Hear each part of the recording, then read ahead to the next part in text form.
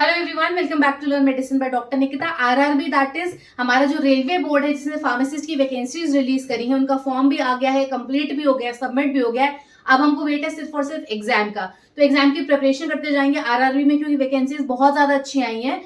क्या करना है हमको, आप मेरे साथ साथ इस सीरीज को फॉलो करिए। हम इसमें सैंपल क्वेश्चंस डिस्कस करेंगे जो लास्ट ईयर्स में आरआरबी में आए थे, उनका आंसर क्या है और क्या डिस्कस करूंगी वीडियो में, justification with proper page number of the आपकी स्टैंडर्ड बुक एडिशन नंबर के साथ। तो कोई भी आंसर ऐसा नहीं जो मैं अपने मन से बता रही हूँ, आप जाके वेरीफाई कर सकते हो। अगर आपने मेरी सीरीज फॉलो करी है जो मैं कम्युनिटी पेज पे ड्रॉप कर रही हूँ रेगुलरली, इमेज पोल्स आ रहे हैं उसमें उसमें बहुत सारे मल्टीपल चॉइस क्वेश्चंस हैं, उनके भी आंसर मैंने जस्टिफिकेशन के साथ पोस्ट करे हैं, तो प्लीज जाके चेक करिएगा। अभी चलते हैं आरआरबी की तैयारी कर लेते हैं, तो लेट्स गेट गोइंग। पहला क्वेश्चन है हमारा, which type of joint is present between the vertebra of the spinal cord या फिर ऑफ द स्पाइनल कॉलम। तो हमारा जो स्पाइनल कॉर्ड होता है या स्पाइनल कॉलम जो होता है, जिसको हम वर्टिब्रल कॉलम भी बोलते हैं, उसमें किस तरह का जॉइंट प्रेजेंट होता है। देखो मल्टीपल चॉइस क्वेश्चंस आते हैं, आपके बहुत क्लियर ऑप्शंस होंगे। ये क्वेश्चंस रिलेटेड होंगे क्योंकि डिप्लोमा के स्टूडेंट्स भी हैं, बी फार्म के स्टूडेंट्स भी हैं। तो हमको यहाँ पे जो मेन गेम होगा वो ये होगा, आप कितनी जल्दी उसके आंसर कर रहे हैं। कॉम्प्लेक्सिटी बहुत ज्यादा नहीं होगी, पर देन सारे सब्जेक्ट्स कवर्ड हैं क्योंकि सिलेबस में सारे ही सब्जेक्ट्स फर्स्ट ईयर से फोर्थ ईयर के दिए गए थे इसमें, राइट। तो देख लेते हैं क्या क्या। बॉल इन सॉकेट जॉइंट हमें पता है कहाँ पे प्रेजेंट होता है, जब हम हाथ मूव कर रहे हैं, पैर मूव कर रहे हैं। Hinge joint, again shoulder joint, cartilaginous and pivot joint मतलब हमारा स्कल वाला जॉइंट। तो अगर खैर आपको इनकी डिटेल के बारे में पढ़ना हो तो मैंने जॉइंट्स पे स्पेसिफिक वीडियो ड्रॉप करा है, उसका मैं लिंक डिस्क्रिप्शन में ड्रॉप कर दूंगी।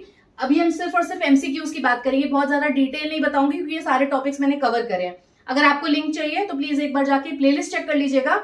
एनाटॉमी, फार्माकोलॉजी, फिजियोलॉजी, सारे टॉपिक्स मैंने डिटेल में एक्सप्लेन करे हैं। तो फिलहाल इसका आंसर देख लेते हैं क्या होगा। अगर आपने सही गेस किया है तो इट इज कार्टिलेजिनस जॉइंट। तो जो वर्टिब्रल कॉलम होता है कुछ ऐसा होता है, और हम जैसा हम आगे या पीछे मूव करते हैं, राइट, तो ये सारे जो वर्टिब्रास होते हैं ये थोड़ा ही मूवमेंट अलाउ करते हैं, बहुत ज्यादा फ्लेक्सिबिलिटी अलाउड नहीं है। इसके बीच में क्या प्रेजेंट होता है, कार्टिलेज प्रेजेंट होता है। तो cartilaginous joint is the right answer. इसका जस्टिफिकेशन देख लो, एचएपी में आपके पास रॉसन विल्सन होगी, आपके पास ये एलेन मैरिब है। आप कोई भी बुक फॉलो कर रहे हो एक बार जाके पेज नंबर चेक कर लीजिएगा। अगर आपको नहीं भी चेक करना है, आप सिर्फ और सिर्फ रॉसन विल्सन पे जाके चेक करिए, उतने में आपको बेसिक मिल जाएगा। टॉर्टर अगर आप पढ़ रहे हैं वहां जाके चेक कर लीजिए। तो इसका करेक्ट आंसर है कार्टिलेजिनस जॉइंट। पिवट जॉइंट हमको पता है कहाँ प्रेजेंट होता है, स्कल में प्रेजेंट होता है। बॉल एंड सॉकेट और हिंज जॉइंट हमारे शोल्डर में, हिप गर्डल में, यहाँ पे प्रेजेंट है। एल्बो जॉइंट ये सब होते हैं। तो करेक्ट आंसर है कार्टिलेजिनस जो लिमिटेड मूवमेंट अलाउ करेगा।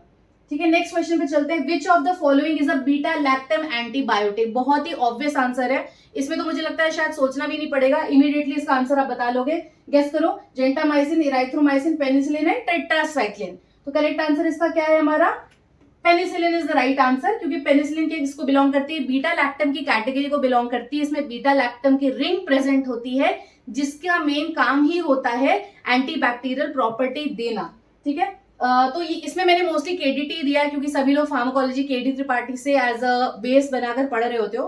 तो ये पेज नंबर पे एक बार जाके चेक भी कर लेना।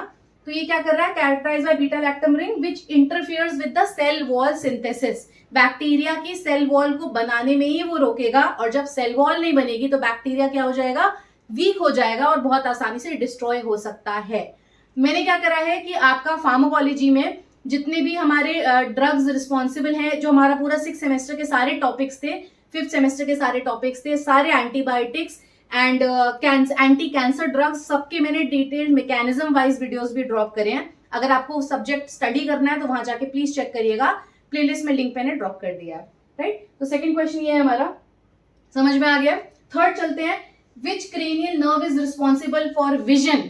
तो बहुत अगेन नाम से समझ में आ रहा है, vision, optic, vagus, trigeminal, hypoglossal. नीचे जाने की भी जरूरत नहीं है, पहला ही ऑप्शन हमारा करेक्ट आंसर है, दिस इज ऑप्टिक नर्व। ठीक है, तो ऑप्टिक नर्व किसके लिए होती है, ये क्रेनियल की सेकंड नर्व है, ये रिस्पॉन्सिबल होती है विजुअल इंफॉर्मेशन के लिए। अगेन आप अपनी स्टैंडर्ड बुक में जाके वेरीफाई कर सकते हो। नेक्स्ट हम चलते हैं, which of the following drug is classified as a non selective beta blocker. अब देखो नाम से समझ में आ रहा है, OLOL मतलब सारे किसकी बात हो रही है, सारे बीटा ब्लॉकर्स हैं। पर नॉन सिलेक्टिव क्या है, वो जो अल्फा और बीटा दोनों पे टारगेट करे। कुछ ड्रग्स होती हैं जो सिर्फ अल्फा को टारगेट करती हैं, कुछ होती है जो सिर्फ बीटा को टारगेट करती है, बीटा 1, बीटा 2, स्पेसिफिक टारगेट्स होते हैं। यहाँ पे क्या बोला जा रहा है, जो नॉन सिलेक्टिव है, मतलब अगर ये ड्रग कंज्यूम करी जाएगी तो अल्फा और बीटा दोनों रिसेप्टर्स को टारगेट करेगी। तो करेक्ट आंसर आपको समझ में आ गया होगा क्या है इसका, प्रोप्रानोलॉल। प्रोप्रानोलॉल क्या होता है, नॉन सेलेक्टिव ड्रग है, दोनों बीटा 1 बीटा 2 दोनों बीटा 1 और बीटा 2 दोनों को जाके क्या करता है, ये ब्लॉक करता है। सॉरी बीटा ब्लॉकर, मैंने अल्फा गलती से बोल दिया था, बीटा 1 और बीटा 2। तो बाकी सारे ड्रग्स क्या कर रहे हैं, सिलेक्टिवली एक्ट कर रहे हैं। कोई अल्फा बीटा 1 पे एक्ट कर रहा है, कोई बीटा 2 पे एक्ट कर रहा है, पर प्रोप्रानोलॉल ऐसा है जो किस पे टारगेट कर रहा है, बीटा 1 को भी और बीटा 2 को भी। ठीक है, ये भी केटी त्रिपाठी में जाके चेक कर सकते हो, 8th एडिशन पेज नंबर 139, अगर आपको थोड़ा भी डाउट है। इसके करेक्ट आंसर में आपको क्लासिफिकेशन में मिल जाएगा, जो हमारा केडीटी होता है उसमें क्लासिफिकेशन ही अलग से दिया होता है कि ये अल्फा, ये बीटा ब्लॉकर्स हैं, ये बीटा 1, ये बीटा 2 और ये नॉन सेलेक्टिव। ठीक है, नेक्स्ट आ जाते हैं, विच is the functional unit of kidney. देखो मैं अभी जो भी प्रिपरेशन करवा रही हूँ ना, सबके साथ मैं प्रॉपर पेज नंबर और एडिशन दे रही हूँ। अगर आपको थोड़ा भी डाउट लग रहा है तो एक बार आप जाके वेरीफाई कर सकते हो, और इस तरह से प्रिपरेशन करने में क्या होता है ना, बुक को हाईलाइट भी कर सकते हैं कि कौन कौन से क्वेश्चंस आ चुके हैं, एंड देन उसके ऊपर लिख लेना छोटा सा, आरआरबी 2018, आरआरबी या सीजीएचएस, ये किस फार्मासिस्ट एग्जाम्स में आए हैं, जीपैट व्हाटएवर। ठीक है, which is the functional unit of kidney, glomerulus, nephron, loop of Henle and Bowman's capsule. Again मैंने एनाटॉमी का पूरा वीडियो इस पर ड्रॉप करा है, सबके इंडिविजुअल फंक्शंस डायग्राम के साथ, पूरा फॉर्मूला के साथ। अगर आपको चेक करना है तो anatomy and physiology of kidney and urinary system पूरा चेक करो जाके, अगर सब्जेक्ट रिवाइज करना है। क्योंकि ये एमसीक्यू की क्लास है इसलिए मैं सिर्फ और सिर्फ आंसर बता रही हूँ। इसका आंसर क्या होगा हमारा, नेफ्रॉन। तो सबको पता है कि नेफ्रॉन फंक्शनल यूनिट होता है, रिस्पॉन्सिबल होता है ब्लड को प्योरीफाई करने के लिए, राइट। तो ये हमारे 5 क्वेश्चंस हो गए। अब इस तरह से हम और क्वेश्चंस, अगर मुझे अच्छा रिस्पॉन्स मिलता है और आप लोग इंटरेस्टेड होते हो तो इसकी सीरीज लॉन्च करते हैं, आरआरबी की तैयारी करते हैं जितने भी स्टूडेंट्स हमारे डिप्लोमा बी फार्म के हैं, देन सीजीएचएस की भी तैयारी करेंगे, देन आईटी कंपनीज में जो फार्माकोविजिलेंस जॉब्स के इंटरव्यूज होते हैं उनकी तैयारी भी करेंगे। स्पेसिफिक कोई कंपनी या कोई एग्जाम अगर आपको चाहिए तो प्लीज उसका नाम कमेंट सेक्शन में ड्रॉप करिए। आई विल मेक श्योर मैं उस पर प्रॉपर टेस्ट सीरीज लॉन्च करूं, और बहुत टाइम ना वेस्ट करते हुए जल्दी जल्दी उसका हम एनालिसिस करेंगे। Thank you everyone.